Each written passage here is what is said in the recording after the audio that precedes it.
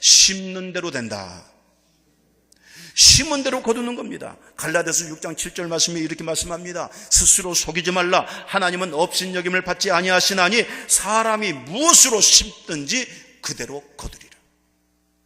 사람이 무엇을 심든지 그대로 거둔다. 이게 하나님의 말씀이에요. 심지 않으면 아무것도 거두지 못하는 거예요. 하지만 심게 되면 심은 것을 반드시 거두게 되어 있습니다. 작년에 말이죠, 기억나십니까? 우리나라에 100년 만에 지독한 가뭄이 왔던 것을 기억하십니까? 그 후에 비가 엄청나게 와가지고 우리가 잊어버렸지만은, 여러분 작년에 이맘때에 비가 엄청 왔어요. 안 왔어요. 가뭄이에요. 쩍쩍 말라 터지고, 그래서 농부들이요 쩔쩔쩔쩔 맸어요. 농사를 짓지 못하고 한숨을 쉬었습니다. 그때 나이 많은 농부들이 이렇게 말을 했어요. 내 평생에 이렇게 지독한 가뭄은 처음 봅니다. 씨앗을 심을 수가 없습니다. 심을 수 없으니 거두지 못하는 거예요. 물론 그때 그 사건에 하나님 앞에 기도원에서, 우리 기도원에서도 기도하고, 또 아마 성도들도 집에 가서 많이 기도하셨겠죠. 비를 내려주셔서 기도했더니 하나님께서 엄청난 비를 주셔서, 하나님 이제 비 그만, 그럴 정도로 비가 쏟아진 작년의 기억이 있습니다. 사랑하는 성도 여러분들이요, 오늘 여러분, 하나님께서는 모든 기후를 주관하심을 믿습니다. 모든 것을 주관하심을 믿습니다. 그 주관하시는 하나님, 하늘문을 닫고 여시는 것 하나님이 하시는 일인데, 그 하나님께서 오늘 우리들에게 말씀하시는 게 뭐냐?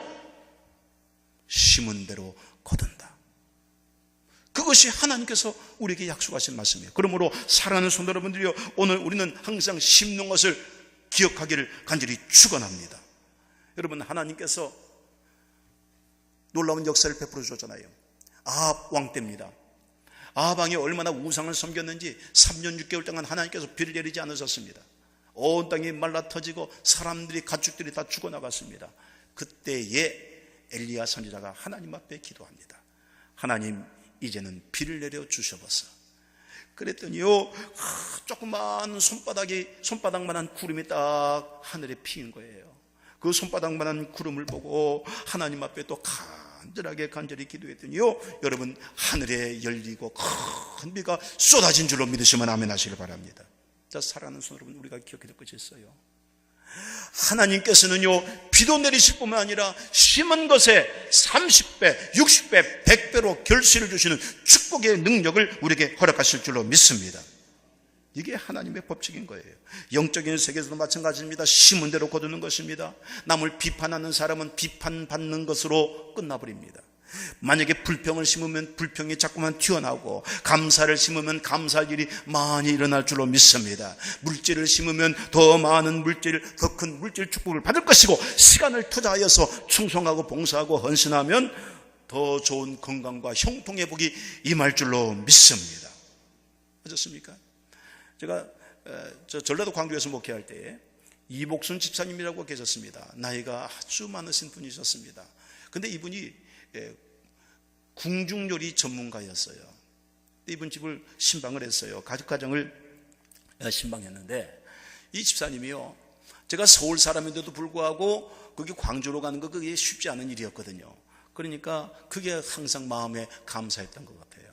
그래서 어떻게 하면 우리 목사님 서울에서 오셨는데 그 은혜에 보답할까, 그런 마음을 가지고 식사를 준비하는 거예요.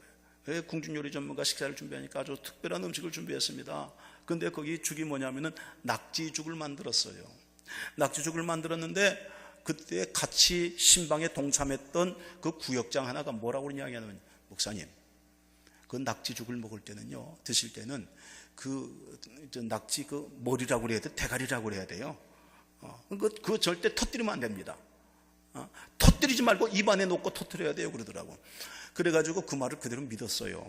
믿고서는 그걸 탁 집어넣었네요. 그러니까 죽이 막 이제 해갖고 나오니까 뜨겁잖아요. 근데 낙지가 속에 들어가지고 대가리를 탁 깨무니까 어떤 역사가 일어났냐? 안에 먹물이 터진 거예요. 얼마나 뜨거운지 입안이 홀라당 되었어요. 그리고 그 속으로 그냥 그 뜨거운 것이 내려가는데요, 얼마나 속이 들은지 속이 다 화상을 입는 거예요. 눈에서 눈물이 막 나와요. 이거 견딜 수가 없어요. 얼굴이 붉어지고 막. 그런데 그때 그 집사님이, 그 나이 드신 집사님이 뭐라냐면은, 목사님 맞았어요. 그러니까 제가 뭐라고 그랬어요? 눈물 날 정도로 맞았어요. 눈물 정도로 맞았어요. 그런데요, 저는 그 사건을 지금도 잊지 못하잖아요. 30년이 다 된 일입니다. 근데 잊지를 못해요. 그분은 지금 천국 갔었을 거예요. 근데요, 잊지 못하고 기억하고 늘 항상 그때 목회할 때는 항상 그분을 위해서 기도했었어요. 사랑하는 성도 여러분, 이 조그만 정성에도 그 사건을 잊지 못하고 감사한 겁니다. 사랑하는 성도 여러분, 주의 종을 감동시키니까 주의 종의 입에서 축복 기도가 튀어나오는 겁니다. 하나님을 감동시켜 보세요. 그러면 하나님의 축복이 여러분들에게 넘쳐나게 될 줄을 믿으시면 아멘 하시길 바랍니다. 하나님의 감동하실 정도로 물질도 심고 시간도 심고 봉사하고 헌신을 하게 되면 하나님께서 반드시 큰 역사를 이루어 주시는 거예요. 마리아가 아직 시집을 가지 않았었습니다. 그런데 이 당시의 여인들은 말이죠, 시집을 가기 위해서 준비하는 것이 옷값 향유를 준비합니다. 향유를 옷값병에 딱 담아가지고 그것을 시집 가려고 준비하는데, 그것을 예수님 딱 만나자 예수님 앞에 그 향유 옷값을 깨뜨려서 예수님께 부었습니다. 예수님께서 얼마나 감동하셨는지 이렇게 칭찬하셨어요. 이 여자의 행한 일이 온 세상에 널리 알려질 것이다. 자, 보세요. 심으면 축복이 임하는 줄로 믿습니다. 물질이 생명보다 귀합니까? 성공이 생명보다 귀합니까? 아니요. 생명이 끝나면 물질도 성공도 아무것도 필요 없는 거예요. 그러나 여러분, 우리가 하나님 앞에 주여 내가 믿음으로 심기를 원합니다. 하나님 충성하기를 원합니다. 하나님, 내가 주 앞에 나아갈 때마다 심는 대로 가도 낮았으니 주여 그 믿음대로 심겠나이다. 기회는 항상 오는 것이 아니에요. 지금 실천해야 되는 거예요. 미국 필라델피아에 아주 가난한 한 소년이 있었어요. 아주 어릴 적부터 이 집안이 너무 가난해가지고 학교도 가지를 못했습니다. 벽돌 공장에서 일을 했습니다. 하루에 벽돌 공장에서 받는 돈이 일당 7센트였습니다. 물론 오래된 이야기니까요. 근데 11살 되었을 때는요, 마음의 소원이 하나 있었어요. 하나님, 나도 성경책을 하나 갖고 살게 도와주세요. 그래서 성경책을 갖고 싶었는데 서점에 갔더니요, 성경책이 엄청 비싼 거예요. 자기 돈으로는 살 수가 없어요. 엄두가 안 나요.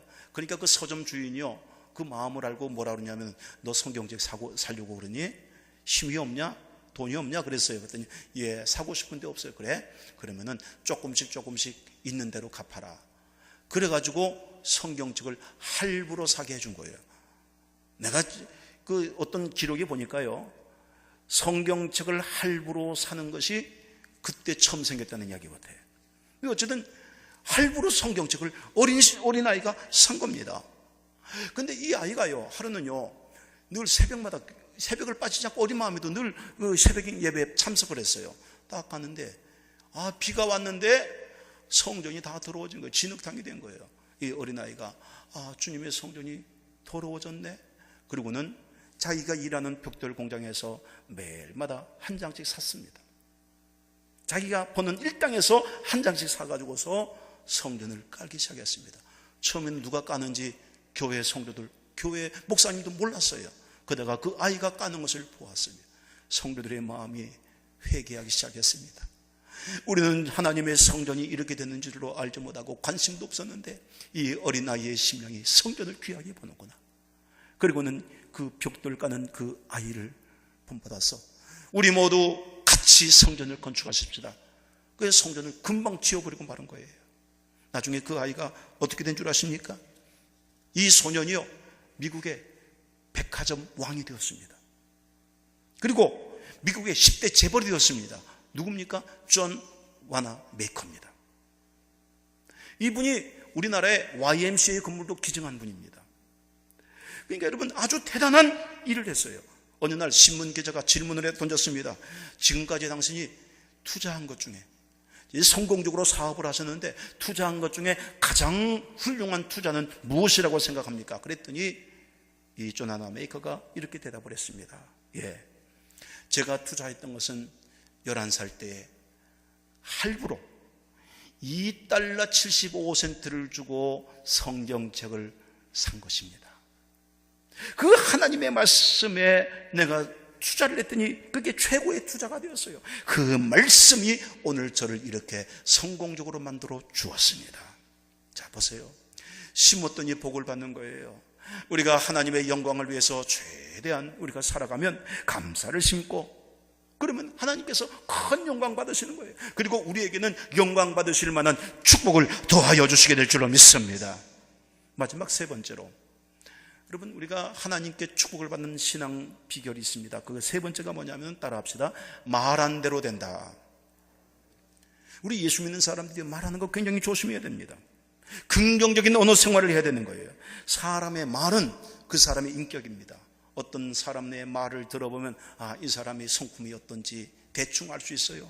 그 말을 들어보면 그 사람의 학식의 깊이도 알 수 있어요. 그 말을 들어보면 이 사람이 온유한지 성격이 불같은지 알 수도 있어요. 어쨌든 간에 여러분, 말은 그 사람의 인격입니다. 생활을 나타냅니다. 그런데요, 요즘 말을 함부로 하는 사람이 너무 많습니다. 정치가들을 비롯해서 모든 소위 지도자라고 하는 사람들이 막말을 해요. 그래서 요즘 쭉 돌아보면은 막말 경연대회를 하는 것 같습니다. 여러분 기억하세요.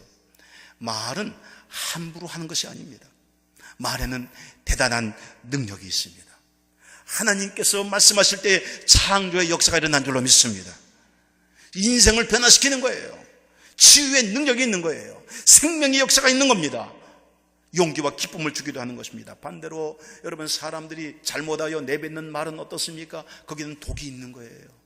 독이 있어서 그 독된 말을 한번 딱 듣게 되면 사람들의 마음이 무너지고 인생이 넘어지고 문제에 빠지고 나중에는 상처받고 낙심하고 좌절하고 죽기도 하는 것입니다. 긍정적인 말에는 긍정적인 역사가 일어나고 부정적인 말에는 부정적인 역사가 일어나는 것입니다. 그래서 하나님께서 이렇게 말씀하십니다. 민수기 14장 28절 말씀에, 그들에게 이르기를 여호와의 말씀에 나의 삶을 가리켜 맹세하느니, 하나님의 삶을 가리키고 맹세하시는 거예요. 하나님께서 스스로 맹세하신 거예요. 너희 말이 내 귀에 들린 대로 행하리라. 오늘 여러분, 우리가 평소에 내뱉는 아무렇지도 않은 말 같지만은 그 말 한마디 한마디가 하나님의 귀에 쏙쏙 박히는 줄로 믿습니다. 너희 말이 내 귀에 들린 대로 행하리라. 사랑하는 손 여러분들, 그러므로 이제 이후로부터 우리가 훈련을 하십시다. 좋은 말 쓰기 운동을 해야 돼요. 긍정적인 말을 쓰기를 운동해야 돼요. 믿음의 말을 쓰기를 운동하기를 주님의 이름으로 축원합니다. 여러분들의 말 한마디가 여러분들의 인생을 세우고 여러분들의 말 한마디가 다른 사람의 인생을 세우게 될 줄로 믿습니다. 그리고 우리가 말하는 것을 하나님이 들으셨다가 우리가 고통 중에 부르짖으면 하나님이 건져주실 것이고, 우리가 소원을 간구하면 그 소원에 응답하여 주실 줄로 믿습니다.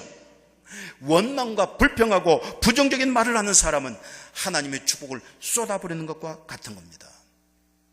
우리가 잘 아는 말씀을 하나 할까요? 430년 동안 애굽에서 종살이하던 이스라엘 백성들, 자, 그래서 광야를 지나와서 저 가나안 땅 다 초입이 있었습니다. 여리고성이 앞에 있었습니다. 그러면은 이제 여리고성은 바로 초입이기 때문에 여리고성 들어가는 것이 바로 가나안 땅 들어가는 겁니다. 입성하는 겁니다. 근데 하나님이 약속하신 그 가나안 땅을 눈앞에 두고 대부분의 사람들이 그 땅에 못 들어갔습니다. 왜 그런 줄 아십니까? 불평과 원망 때문에 그렇습니다. 불평과 원망 때문에. 그 가나안 땅에 정탐을 했던 12명의 정탐꾼 중에 10명이 와서 뭐라 그러냐면은 과연 적과 꿀이 흐르는 땅입니다. 가봤더니 진짜 좋아요. 40일 동안 정탐하고 왔거든요. 그러니까 좋아요. 그러나 거기 있다가는 좋기는 좋은데 다 죽습니다. 왜냐? 거기에는 아주 강한 사람들, 싸움이 능한 사람들이 있는데 그 사람들에 비하면 우리는 메뚜기입니다. 메뚜기는 밟으면 되잖아요. 아무것도 아니잖아요. 힘이 없잖아요. 스스로 그렇게 생각한 거예요. 하나님이 주시겠다고 하셨으면은 이렇게 어려운 것도 하나님이 우리에게 주셨네. 우리가 감사하고 기가 막혀서 하나님 영광 돌립니다. 할렐루야 하면 될 것을 그들이 그렇게 말한 거예요. 그러니까 그 사람들은 어떻게 되느냐? 그 말 안 대로 되더라. 원망과 불평한 사람들은 원망과 불평의 일들로 광야에서 죽어갔습니다. 사랑하는 성도 여러분, 우리가 원망과 불평을 하면은 안 되는 거예요. 그래서 우리가 말을 할 때 조심해야 됩니다. 말 안 들어야 된다.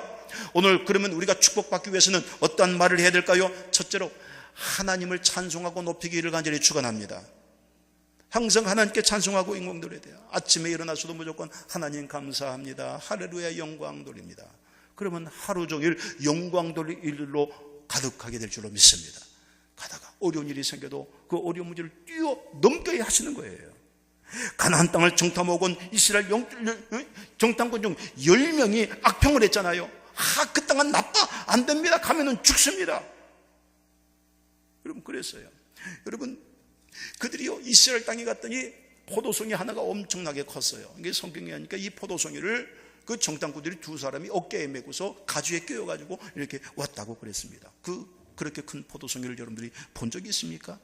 얼마나 농사가 잘 된다는 증거입니까?